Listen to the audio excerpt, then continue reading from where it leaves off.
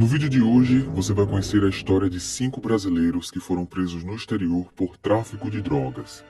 E como é de se imaginar, o desfecho desses casos não foi nada bom para eles. Número 1. Marcos Moreira. Em 2004, Marcos Archer Cardoso Moreira, que tinha 42 anos na época, nascido no Rio de Janeiro, mais conhecido como Curumim, embarcou rumo à Indonésia, na Ásia. Marcos era instrutor de voo livre e levava consigo todo o material necessário para essa atividade. Só que ao desembarcar na capital do país, no aeroporto internacional de Jacarta, ele acabou sendo detido. Motivo? Foram encontrados mais de 13 quilos de cocaína escondidos nos tubos da sua asa delta. No entanto, ele conseguiu fugir do aeroporto. Ele aproveitou um descuido da polícia enquanto não o observavam direito, fugiu a pé do local e se escondeu numa ilha por cerca de 2 semanas até ser localizado e preso de forma definitiva. Inclusive, essa fuga foi algo que dificultou ainda mais a situação do Marcos. Depois da prisão, vários pedidos de clemência foram feitos pelo governo brasileiro que não surtiram efeito. O governo da Indonésia não cedeu e, conforme prevê a pena para esse tipo de crime por lá, Marcos foi condenado à morte por fuzilamento. Mas, até a execução, se passariam ainda longos 11 anos.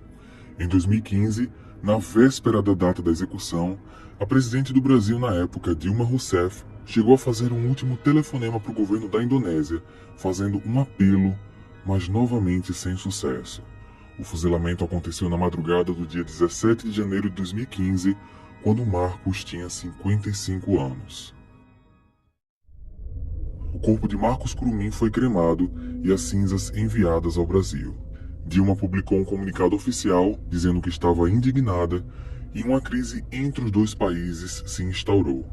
Outros condenados de vários cantos do mundo foram executados juntamente com Marcos. O ex-cônsul do Brasil na ilha de Bali, em entrevista na época, chegou a dizer que o brasileiro foi fuzilado por 12 atiradores. A Indonésia é um dos países com a legislação mais rígida em relação ao tráfico de drogas, e foi também nesse país que aconteceu o nosso segundo caso. Número 2. Rodrigo Goulart. Rodrigo Goulart, natural de Foz do Iguaçu, no Paraná, chegou a dividir cela com Marcos Curumim. Ambos os casos ocorreram na mesma época. Eles têm algumas semelhanças, mas alguns detalhes bastante curiosos. Em 2004, Rodrigo, de 32 anos, morava em Florianópolis e embarcou para Jacarta. No aeroporto, ele foi preso junto com outras 2 pessoas, também brasileiras, mas que já moravam lá na capital. Os 3 foram flagrados com 6 quilos de cocaína escondidos em pranchas de surf. Ao todo, eram 8 pranchas. Só que o brasileiro Rodrigo assumiu toda a responsabilidade pelo transporte da droga, afirmando que os amigos não tinham nada a ver com aquilo. Assim como no caso do Marcos Curumim, o governo brasileiro e os familiares se esforçaram para conseguir clemência por parte das autoridades indonésias, mas sem sucesso. Em 2005, Rodrigo foi condenado à morte. No ano seguinte, tentou tirar a própria vida na cela e, conforme o tempo foi passando, a sua saúde mental se deteriorou. Após exames médicos, ele foi diagnosticado com esquizofrenia. Com delírios e alucinações constantes, foi recomendado sua transferência para um hospital psiquiátrico. Só que isso não aconteceu, pois o governo da Indonésia não autorizou a transferência. Ou seja, nem mesmo laudos médicos comprovando as condições de saúde do Rodrigo foram suficientes para algum tipo de clemência. No dia 28 de abril de 2015, 11 anos após a prisão, Rodrigo foi executado. O intervalo de tempo entre a execução do Rodrigo Goulart e Marcos Curumim foi de apenas 3 meses, e a relação complicada entre os dois países, que já era ruim, só piorou. Afinal de contas, Marcos e Rodrigo foram os primeiros brasileiros a serem executados por pena de morte no exterior. Número 3. Jordi Beffa. O terceiro caso aconteceu na Tailândia. Em fevereiro de 2022, 3 brasileiros foram presos no aeroporto de Bangkok, mas apenas o nome de Jordi Beffa, de 23 anos, ganhou notoriedade na mídia. Natural de Apucarana, no Paraná, Jordi foi detido com mais de 6 quilos de cocaína no fundo falso de uma mala. Os dois outros brasileiros, um homem e uma mulher, também traziam drogas. A soma total das drogas encontradas passava de 15 quilos. Antes de ser encaminhado para a prisão, Jordi conseguiu se comunicar com os familiares. Por mensagem de áudio, ele avisou que tinha sido preso e que dificilmente sairia daquela situação.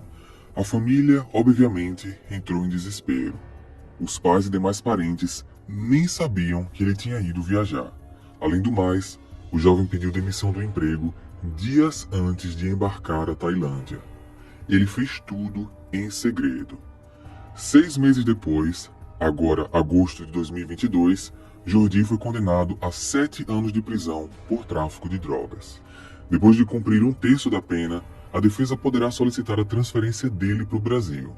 Segundo seu advogado, o fato de Jordi ser réu primário e não ter resistido à prisão contribuiu para uma pena mais branda. Os outros brasileiros presos com ele foram condenados a mais de 9 anos de prisão. Muitos consideram que o trio teve sorte ao escapar da pena de morte, já que a Tailândia também possui esse tipo de punição para casos de tráfico de drogas. Até agora, você conheceu casos de brasileiros presos no exterior por tráfico que a princípio não levantavam grandes suspeitas. Eram pessoas comuns que muito provavelmente viram ali uma oportunidade de fazer um dinheiro extra, mesmo colocando suas vidas em risco. Contudo, os próximos 2 casos são bem diferentes. Vocês vão conhecer o caso de 2 traficantes brasileiros que foram pegos pela polícia paraguaia. Número 4, Marcelo Veiga. Marcelo Veiga, mais conhecido como Marcelo Piloto, porque era o motorista de uma quadrilha, é um notório criminoso brasileiro. Sua ficha criminal possui assaltos, homicídios, tráfico de armas e, claro, drogas. Ele era um dos mais importantes líderes do Comando Vermelho e chefiava o tráfico em várias comunidades do Rio de Janeiro. Para você ter uma ideia, Marcos Piloto chegou a ficar 9 anos preso, mas fugiu em 2007 e até 2015 ele era alvo de 21 mandados de prisão. Foragido, ele acabou preso no Paraguai em dezembro de 2017. A prisão só foi possível graças a uma operação especial que envolveu a Polícia do Paraguai, Polícia Federal do Brasil e a Secretaria do Estado de Segurança do Rio de Janeiro. Depois da prisão, a extradição do criminoso foi solicitada. Até isso acontecer, ele tentou fugir ao menos 6 vezes, o que exigia um grande aparato de segurança. Porém, processos abertos contra ele no Paraguai impediam a extradição. Enfim, no ano de 2018, a sua transferência foi autorizada. Só que Marcelo queria permanecer no Paraguai, pois considerava que a prisão de lá era mais fácil para que ele conseguisse fugir. Após ficar sabendo da extradição, Marcelo tirou a vida de uma garota de programa que o visitava na prisão, e ele fez isso acreditando que continuaria no país para responder por mais esse crime. Só que o contrário aconteceu. Marcelo foi expulso do Paraguai e extraditado em novembro de 2018. Hoje, ele cumpre pena no Brasil em um presídio de segurança máxima. Mesmo no Brasil, ele ainda responde por vários processos criminais, inclusive o que envolve o assassinato da garota de programa no Paraguai. Número 5. Jarvis Pavão. O último caso é o do Jarvis Ximenes Pavão, conhecido como Senhor das Drogas. Chefe do tráfico no Brasil, ele acabou preso em 2009 no Paraguai. Condenado por diversos crimes, incluindo tráfico, Jarvis foi responsável direto por várias mortes, inclusive de traficantes rivais. Em 2016, uma descoberta chocou as autoridades dos 2 países. Havia a suspeita que o traficante fugiria da prisão explodindo um muro. Assim, foi feita uma vistoria na cela em que ele ficava. As autoridades não encontraram explosivos, só que encontraram uma cela de luxo, com vários cômodos, incluindo biblioteca, cozinha e sala de reuniões equipadas com TV de plasma. O ambiente era totalmente privilegiado, o que era completamente proibido. Além disso, outros presos informaram que Jarvis cobrava um aluguel de quem quisesse utilizar os aposentos confortáveis. Um detento chegou a dizer que o criminoso era o homem mais admirado daquela prisão. Na biblioteca de Jarvis foram encontrados diversos livros e vídeos, entre eles uma série de TV sobre a vida de Pablo Escobar. Enquanto isso, no restante do presídio, um grande contraste. Presos se amontoavam nas suas celas por falta de espaço. Depois dessa descoberta, Jarvis foi transferido para uma outra prisão. Em meio a tudo isso, mesmo de dentro da prisão, ele era considerado o maior vendedor de drogas em atividade na fronteira entre Brasil e Paraguai. Além disso, foram descobertos planos onde Jarvis e alguns comparsas estariam tramando a realização de atentados no Paraguai. A situação ficou insuportável e em 2017 o traficante foi extraditado para o Brasil.